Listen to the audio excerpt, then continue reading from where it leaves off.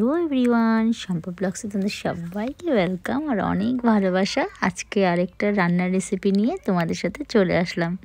তো আশা করছি সবাই ভালো আছো, সুস্থ থাকো, ভালো থাকো, আমিও ভালো আছি। আজকের রেসিপি কাতল মাছের ঝাল। এই রেসিপি করার জন্য যা যা লাগে সেই উপকরণ কিন্তু সব কিছু দেখিয়ে দিচ্ছি। আর মাছটা যেমন কি অনেক দিন পরে একটা আবার রান্নার ব্লগ নিয়ে আসলাম।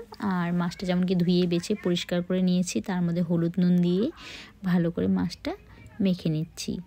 আর ভিডিওটা একদমই স্কিপ করবে না, পুরোটা দেখবে। আজকের রেসিপিটা দেখলেন তো আশা করছি তোমাদের ভীষণ ভীষণ ভীষণ ভালো লাগবে। তো এদিকে দিয়েছি কড়াই চাপিয়ে, তেলটা কিন্তু গরম হয়ে গেছে, একে একে মাছগুলো ছেড়ে দিচ্ছি।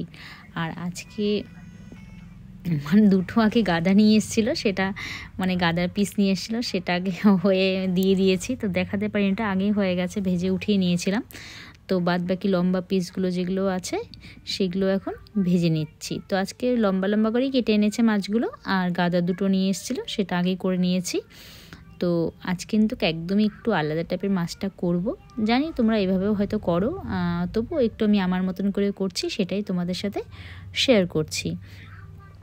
আর দেখো মাছগুলো তো এইভাবে ভাজা হয়ে গেল, মানে একটু লাল লাল করেই ভেজেছি। আজ কিন্তু হালকা ভাজিনি, একটু লাল করেই ভেজেছি তো ভালোভাবে। আর মাছটা আমার কমপ্লিট হয়ে গেছে ভাজা। তেলে দিয়ে দিলাম জিরে, তেজপাতা, ফোড়ন। আর মানে যাই হোক, ফোড়ন দিয়ে দিয়েছি। আর এখানে কি করলাম বলতো, লম্বা করে যেটা আলুটা কেটে নিয়েছি, আলু আর টমেটো মাস্ট, সবাই জানো আমি প্রত্যেকটা রান্নায় টমেটো খাই। মাস্ট টমেটো দিলে জাস্ট আমার কেন জানি মনে হয় ভালো লাগে, একটু ভালোও হয়। আর হাফ টমেটো এখানে দিয়েছি, হাফটা কিন্তু শিলনোড়ায় বেটে নিয়েছি। আর যেমন কি দেখলে হাতে কিন্তু পুরো মশলাটা হাতেই করা হয়েছে। তো এখানে দেখো নুন, হলুদ গুঁড়ো, লঙ্কার গুঁড়ো, জিরে বাটা, আদা বাটা, টমেটো বাটা আর 2-3টে কাঁচা লঙ্কা বাটা। তো আমি মশলাটা যা যা দিয়েছি এখানে একটু রেডি করে নিয়েছি, আর একটু সামান্য ধনে গুঁড়ো দিয়েছি ওটার মধ্যে। আর বাদ বাকি মশলা কিন্তু হাতেই বেটে নিয়েছি। তো লাল করে আলুটা আগে ভালো করে ভেজে নেব, তারপরে তো মশলাটা অ্যাড করব। তো মশলাটা আমার ভাজা হয়ে গেছে, আলুটা, মশলাটা আমি দিয়ে দিলাম। এটা এখন সামান্য প্লেট ধুয়ে একটু জল দিয়ে দিলাম, যেন মশলাটা পুড়ে না ওঠে। আর কষানোটাও এতে কী হয়, ভালোভাবে হয়। তো যাই হোক, যারা ফেসবুক থেকে দেখছো বন্ধুরা পেজটা একটু ফলো করে দেবে, আর যারা ইউটিউব থেকে দেখছো চ্যানেলটা সাবস্ক্রাইব করে দেবে। আর যদি আমার ভিডিও ভালো লাগে তো লাইক কমেন্ট অবশ্যই করবে। তোমাদের আশাই থাকি নতুন বন্ধু পেতে, নতুন বন্ধুর সাথে জয়েন্ট হতে, আর নতুনদের সাথে কথা বলতে ভীষণই ভালো লাগে। তো আস্তে আস্তে অনেক বন্ধু হয়ে গেছে, তো বেশ ভালো লাগে। আর আজকে প্রচণ্ডই ঠান্ডা পড়েছিল, তো মনে হলো না যে হালকা পাতলা কিছু খাই। দেখবে একটু ঠান্ডা ঠান্ডা ওয়েদার পড়লে, আর বেশি ঠান্ডা হলে না মনে হয় একটু রিচ খাবার খেতে ভালো লাগে। ঠান্ডার মধ্যে একটু টিয়াজের ব্যাপার, বা চিকেন মাটন খেতে, বা একটু কালিয়া টাইপের খাবার খেতে কিন্তু ভালো লাগে বেশ, আমার যেটা মনে হয় আর কি। তোমাদের কি মনে হয় কমেন্ট করে জানিও।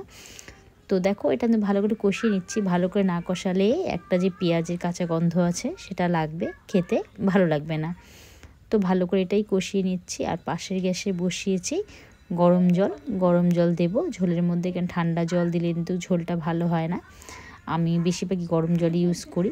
তো গরম জলটা দিয়ে দিলাম। ঝোলটা আমি নিজের আইডিয়ায় মাপে আর কি দিচ্ছি, কেন যেহেতু এটা ঝোল করবো না ঝাল করবো, এটা তো জাস্ট মাখাই হবে।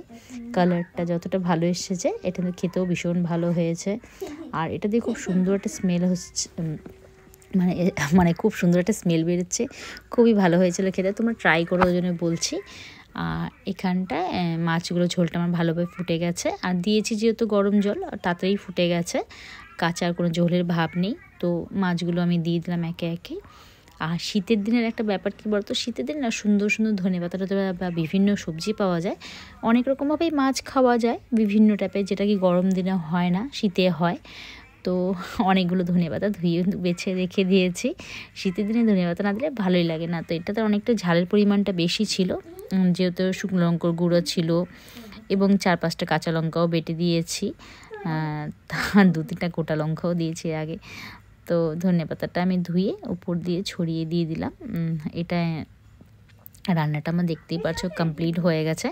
আর এটা কালারটাও যত ভালো এসেছে অতটা তো খুব ভালো হয়েছে খেতে। তো তোমাদের আমার এই রেসিপি কেমন লাগলো তোমরা কিন্তু অবশ্যই কমেন্ট করে আমাকে জানাবে, আর নেক্সট ব্লগে দেখার জন্য অপেক্ষা করবে। আর তোমরা কী ধরনের ব্লগ দেখতে চাও, কি রান্নার ব্লগ দেখতে চাও সেটা তো জানাবে। তো এটা আমাদের ফাইনাল লুক আমার আজকের রান্নার। তো দেখে তোমাদের যদি খেতে ইচ্ছে করছে বন্ধুরা অবশ্যই চলে আসো, অবশ্যই খাওয়াবো। আর আমার সাথে থাকার জন্য, সঙ্গে থাকার জন্য অসংখ্য ধন্যবাদ। আশা করছি তোমরা ভালো থাকবে, সুস্থ থাকবে।